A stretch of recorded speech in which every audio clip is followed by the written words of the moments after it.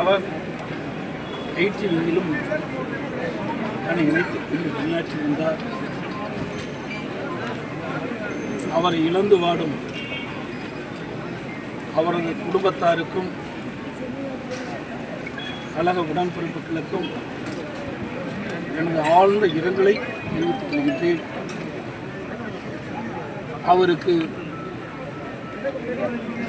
அவருடைய மனைவி திரு முனீஸ்வரி அவர்களும் மகேந்திரன் அவர்களுக்கு 1 வயது குழந்தையும் இருக்கின்றது. அந்த குழந்தை வளர்ந்து பள்ளிப்படிப்பை தொடங்கியதிலிருந்து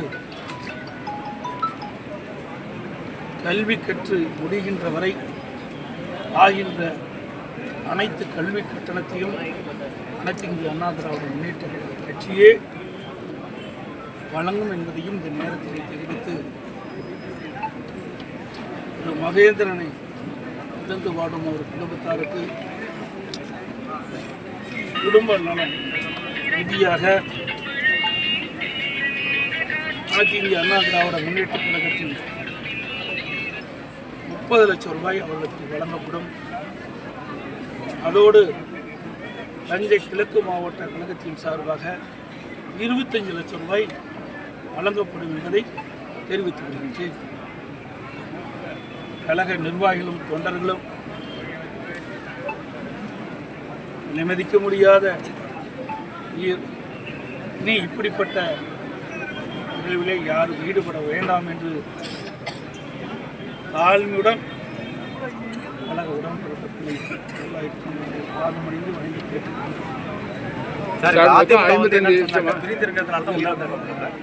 ஒரு மோசம், ஒரு மிகுந்த மன வேதனையில் இருக்கிறோம், மிகுந்த அதிர்ச்சியில் இருக்கிறோம். இன்றைக்கு அந்த குடும்பமெல்லாம் எப்படி கதறி அழுகின்றது என்பதை ஒவ்வொரு தொண்டனும் உணர்கின்றார், ஒரு நிர்வாகியும் உணர்கின்றார். இந்த சூழ்நிலையில் வேறு கருத்தை இல்லாது தற்போது சொல்ல இயலாது. சார் மொத்தம் 55 லட்சமா? மனவேதனையோடு கடுமையான காயத்தோடு தான் கட்சி தொண்டர்கள் ஒவ்வொரு குடும்பத்திற்கும் அவருடைய மகன் தான் செல்வமாக இருந்து கொண்டிருக்கின்றார். அப்படி இருக்கின்ற சுவாசமிக்க தொண்டன் தன்னையே இயக்கத்துக்கு அர்ப்பணித்து தொண்டன் இழந்து நீ யாரும் செய்தியில் ஈடுபட வேண்டாம் என்று